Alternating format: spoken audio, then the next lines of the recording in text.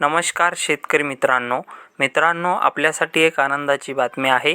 आपण बऱ्याच दिवसापासून प्रतीक्षेत होता ई पीक पाहणी ॲप कधी चालू होणार, ते कसं का सुरळीत चालत नाही असे बरेच प्रश्न शेतकऱ्याचे होते. पण ते आता सॉल्व्ह होणार आहे, कारण आता ई पीक पाहणी ॲप 1 ऑगस्ट 2024 पासून सुरू झालेला आहे. खरीप 2024ची आपण ई पीक पाहणी पिकाची करू शकता. आपला पीक पेरा हा नोंदवू शकता. मित्रांनो, ई पीक पाहणी ॲप त्यामध्ये व्हर्जन 3.0 हे व्हर्जन आता नवीन लॉन्च झालेलं आहे. DCS या नावाने ते आपल्याला उपलब्ध आहे.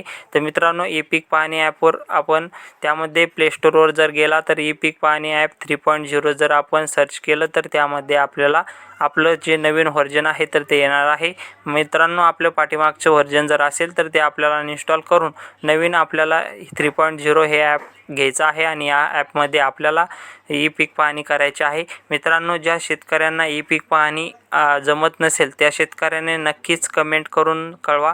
आपण त्यावरही व्हिडिओ बनवूया जेणेकरून शेतकऱ्यांना कशी ई पीक पाहणी योग्य ई पीक पाहणी कशी करायची तर ती समजणार आहे. त्यामुळे नक्कीच आपण ई पीक पाहणीवर एक व्हिडिओ बनवणारच आहे, पण आपण नक्कीच कमेंट करा जेणेकरून माझा जो उत्साह आहे तर तो नक्कीच वाढेल आणि ई पीक पाहणी आपण त्यामध्ये करायला मदत मिळेल.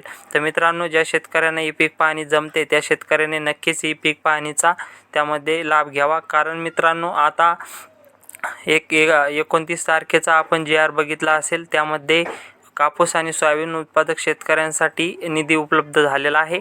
मित्रांनो, फक्त यामध्ये अट अशी ठेवण्यात आलेली आहे की ज्या शेतकऱ्याने ई पीक पाहणी जर केली असेल 2023 मध्ये कापूस आणि सोयाबीन उत्पादक शेतकऱ्यांनी, तर त्यांनाच या पैसे जे आहे तर अनुदान मिळणार आहे 5,000 रुपये. तर मित्रांनो, त्यामुळे आपण कोणतीही कानकसर न करता ई पीक पाहणी करून घ्या. मित्रांनो, धन्यवाद.